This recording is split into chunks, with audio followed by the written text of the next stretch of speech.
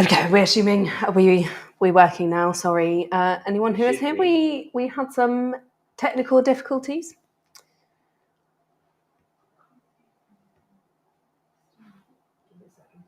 Just going to confirm that it's. We are live. We're live. That went swimmingly. Right, I'll give it another 30 seconds, because we're a bit delayed, and then we will crack on.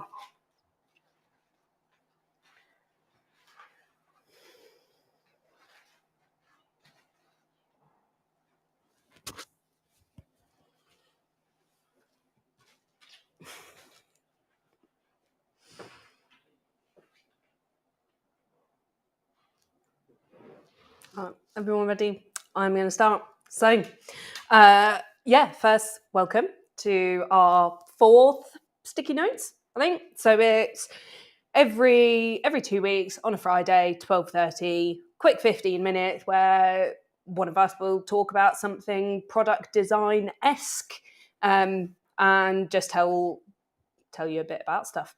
So today we are going to be looking at UX ROI, which I've lovingly termed the holy grail, because it's I think it's something that people really struggle with. So a lot of the time we're going to come across times where people are going to ask what the return on investment is by either employing us as a company, but if you're a designer at another company and you want to do some work, why should that investment go into the work that you are doing? And the reality is that some of the UX specifically is likely to be more expensive than if a business were just to kind of get a standard process, no research things, costs are different. And we don't really have, I guess, the luxury the other specialisms have. So if I'm in advertising, I can put out a campaign, I've got really good tracking for that, and I can say, I spent 20k on this campaign in 2 months, and we've seen an increase of X amount in sales. That is a lot harder for us to do, because a lot of the time we are making small incremental improvements, and it's not a switch overnight where everyone is suddenly going to make a business make more money. But the key is that we do need to think about the way that we speak about it in order to get a business kind of behind what we're trying to do. So if I want to start an initiative, for example, and I need to get approval from whoever it is to be able to do this, I am asking for an investment from the business in me, my team, everybody else. And if I'm going to spend 2 months figuring out a problem that I've noticed, as a base cost for them, they might pay me 6k over those 2 months. There are the tools I use, the tech that's used, other teams I'm collaborating with, and all the costs that go into this. And if I can't say what difference I'm going to make or what the return is going to be, why would they dedicate the time and the resources to that? And that's when, if you're looking for a yes or a no, we actually quite quickly becomes a no, because there will be someone else who can go, well, I can show you X is going to equal Y at the end of these 2 months. But I think the core problem is that we don't know how to measure it. It's really hard to measure what we do. And that's what we're going to look at today, ways in which we can actually measure UX work ROI. So if we, no longer get any no's, but also we don't get frustrated and know that I'm trying to improve somebody's life, I'm trying to improve a thing, but they won't let me because they won't let me have the money or the time or whatever it is to do it. So to allow us to actually continue to solve problems, but speak the language of business, there are a few different ways we can put measurement in place to actually measure the impact of the work that we do. So the first one is what we call success metrics.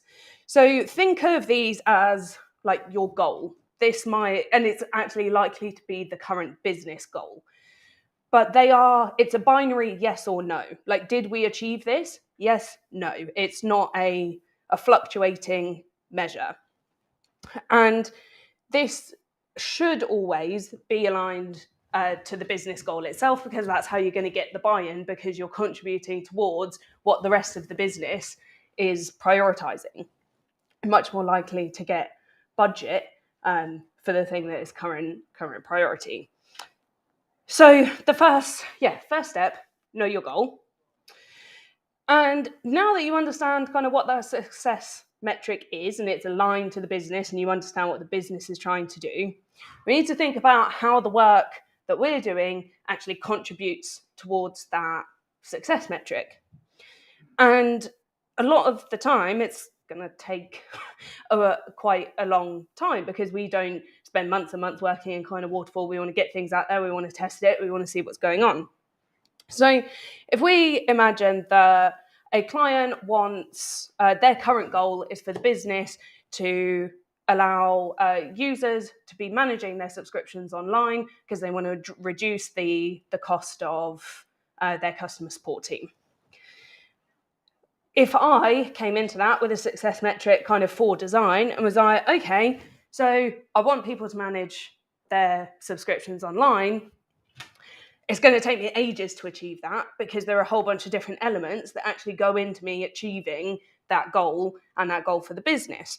So what we need to do is think about progress metrics. How do we show along the way actually how we're delivering value and the return on the investment as we go, so we can continue to have the buy-in from stakeholders. So if I'm starting, where is the next logical step? What is the next bit of progress I can make quickly that demonstrates that I'm working towards the goal? So I need to cross the river before I'm climbing the mountain, effectively. So one of my first progress metrics might be for this is that people can pay for their subscription online, because I know that the customer team is spending X amount of time on this. The business will know how much that costs. You just need to find that information out. And I might also measure the number of customers who adopt that method of payment. So once I've got that out, I can show, okay, look, we've got a small reduction. We're not quite there yet, but what we've done has worked. And then again, what is that next logical step? Because if you can show that the first thing that you did has worked, you're more likely to be allowed to go and do the second thing. So I now need to kind of shimmy my way up the mountain, which I'm not going to do. I'm never going to find me up the mountain.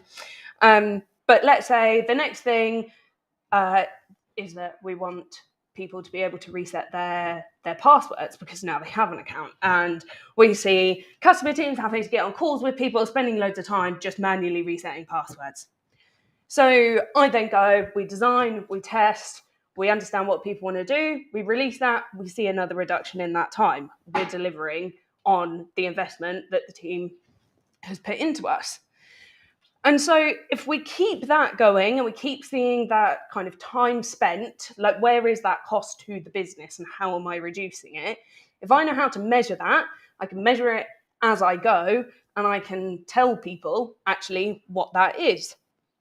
So when we finally make it to our success, I know how much difference each thing that I did made. And I can then make those cumulative and say, look, okay, we reached that success metric. We've seen this reduction. It cost X amount, or it took X amount of our time. And we understand now that we've made a saving. Now we're going to make a saving. So these progress metrics, they're really good for things that are going to take you a little bit longer. So they might be really big goals. They might be like an objective for a quarter or a big kind of business objective. And you need to just chip away at it and measure that improvement. You're not going to be able to just deliver the solution in 2 weeks. So all you really need to do to continue to get investment from people and to show the return is to keep showing your progress. If you don't show the progress, people will kind of forget it, and what's the point in them continuing to invest in it? And then we have problem value metrics. So these are the holy grail, right? If you get one of these, it will be really, really nice. But if we basically think of, if I'm going to give UX ROI, that is an accrued cost of a problem over a particular time frame, and then the cost of fixing that problem. So for us, especially as a consultancy agency, if someone comes and says, I have this problem, and we say, okay, it's going to cost you X amount to solve this problem, if we know how much they're spending effectively on the problem at the moment, it should be quite easy for us to then say, okay, well, you give us whatever the amount is, and then in 6 months, if you measure it correctly and we succeed, you will have gained that money back. So, for example here, like a business who's spending 75k a month on a support team, who are actually spending 80% of their time helping people reset their passwords. Not a useful use of their time, costing the business a lot of money. They came to us and we say, okay, so if we were going to design a self-serve password reset, that would cost about 15k. We know how much the improvement will cost. We can measure the time spent on it, and we can measure the reduction in amount of requests that come through. And we can estimate then that in a 6-month time frame, our actual return on investment might be 50k for that business. Obviously, this relies on having a relationship with the business to validate to ourselves that we continue to measure it and understand it. But hopefully, even if we didn't continue that relationship for some reason, that business understands what we're doing and they can continue to measure that. So, kind of core takeaways on UX ROI, many acronyms, but think of your success metric. Understand what the business is trying to achieve, because if your work doesn't align to that, it's going to be just so much harder to get anything done. And it also means that you'll speak the language of the business. If you go and speak to stakeholders and you understand what all the other departments and the way they're talking about it, you can frame your work in that way and people will understand better what you're trying to do. Second, progress metrics. So make sure you show continuous progress. It doesn't have to be, you don't have to wait until you reach the end point to show that there is going to be a return. And the more you can show that progress is being made, the more likely you are to get continued investment from the business and other teams and money. And problem value metrics. The key kind of takeaway from that is analyze the cost to the business. If it's absolutely wonderful if we can go in and we say, we've noticed a problem, we think this is a really poor experience for users. At the end of the day, the business, likely, revenue is more important than a user's poor experience most of the time, unless it's really glaringly kind of obvious the cost of that poor experience. So while, of course, we want to do our research, we want to understand the problem, and we want to improve things for people, speak the language of business, relate it to things that are important to others. And that is UX ROI. So thank you. Do I have any questions? Anyone in the room? No. Yeah, it was really, really good. Very good. Yeah. So just emphasises